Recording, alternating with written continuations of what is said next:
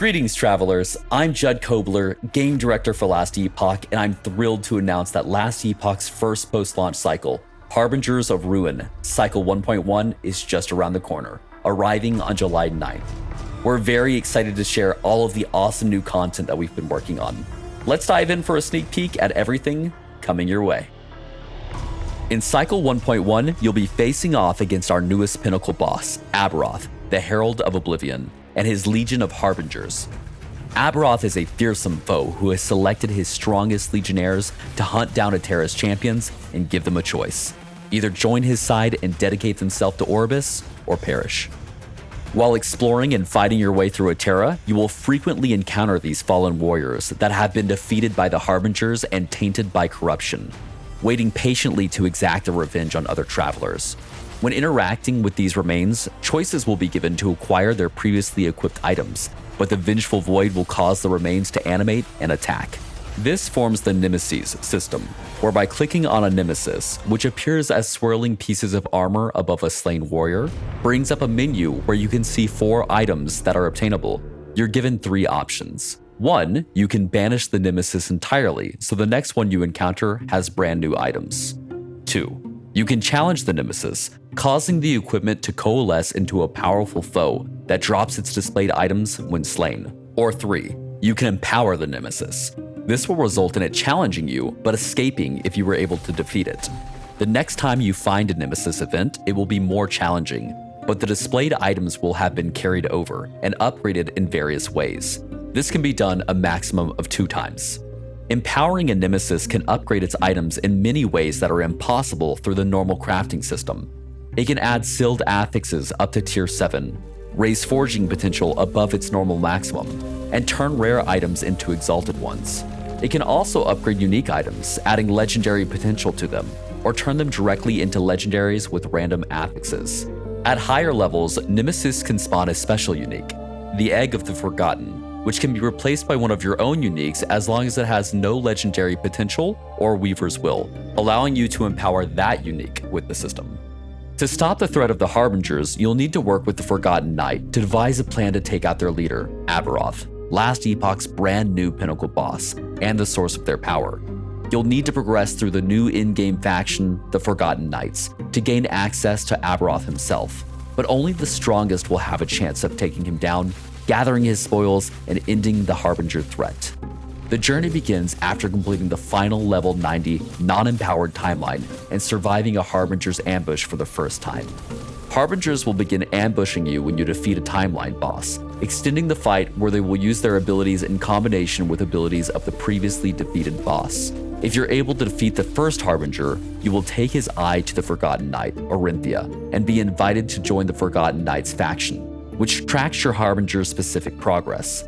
You'll need to lure out increasingly powerful Harbingers across the empowered timelines through the Monolith of Fate. Once 10 different Harbingers are vanquished, you can spend a Harbinger Eye you've collected to enter the place where travelers are corrupted into Harbingers, the Altar of Oblivion. This is where you will challenge the pinnacle boss, Aberoth. To help tackle these challenging new threats, and because we've tested it and it's just way fun to use, we're introducing a new evade or dodge roll mechanic. While evade doesn't offer immunity frames or serve as a traversal skill, it's a crucial part of your survival toolkit, with 2 charges available from level 1. Unlike other skills, evade isn't swappable and lacks a skill tree, but its cooldown recovery speed increases as your character levels up.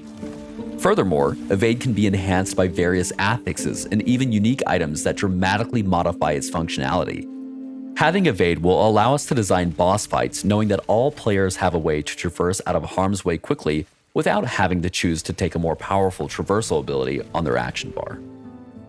1.1 brings the most extensive balance updates of any patch ever, unlocking many exciting new build opportunities. We've updated skills, passives, and mechanics and can't wait to see what builds emerge as a result. For example, mana now regenerates while channeling on most channeled abilities, making skills like Warpath and Disintegrate awesome to build around. The Mage's Disintegrate skill tree has been updated and can now gain multiple stages of destruction. Minions are now tankier. The Sentinel's Shield Bash ability has received extensive updates. The Spellblade Mastery now has more access to Critical Strike. The Sorcerer has even more incentive to build high mana. Shaman and Forge Guard have received extensive updates to be more powerful and interesting. The Primalist Avalanche ability is no longer a channeled skill by default and can do things like proc Earthquake and Upheaval.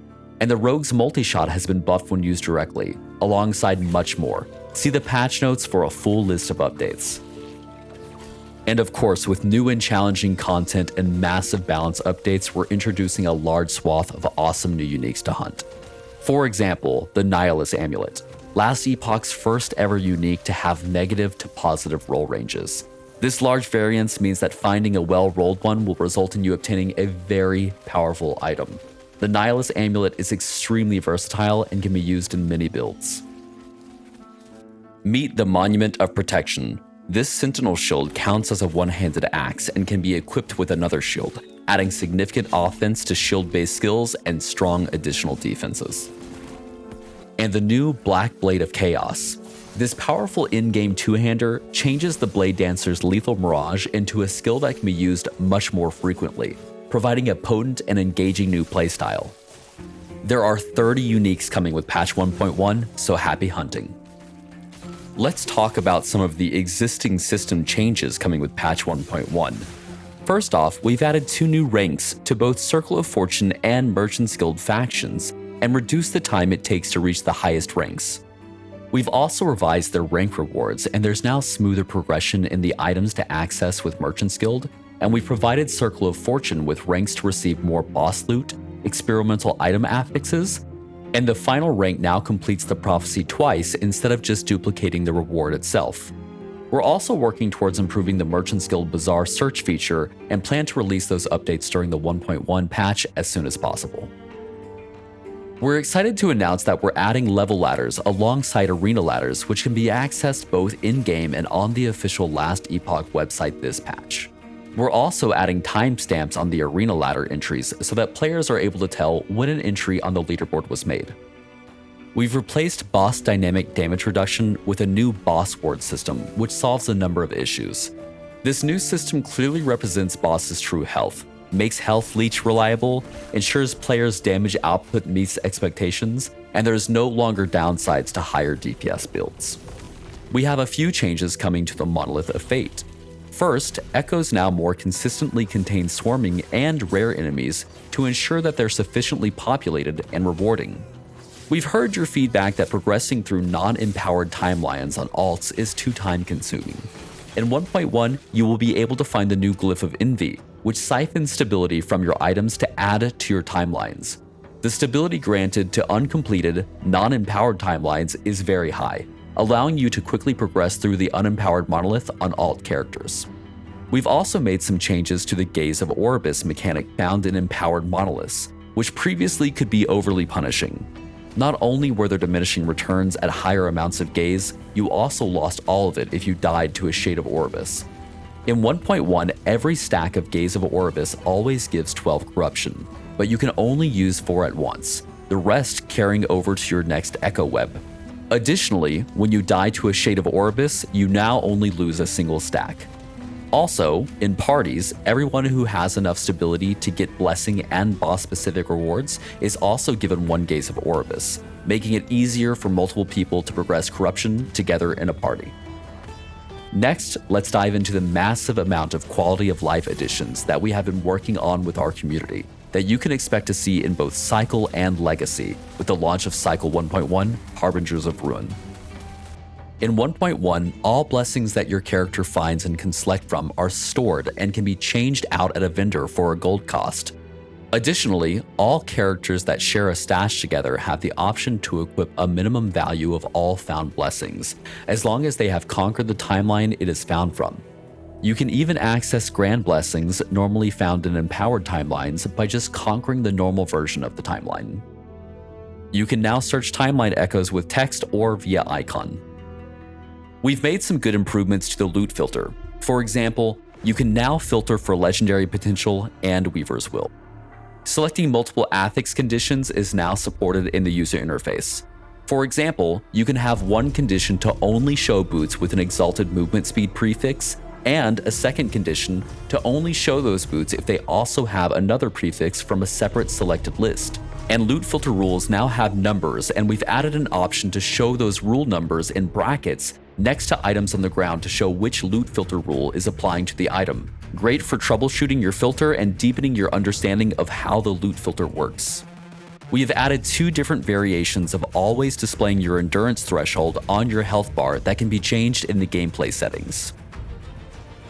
We're thrilled to be bringing you all of this and much more, like visual updates, client performance improvements, tons of bug fixes, network gameplay improvements, and plenty others with our first major post-launch patch. Check out the patch notes for full details, and we'll see you in Last Epoch Patch 1.1 Harbingers of Ruin on July 9th.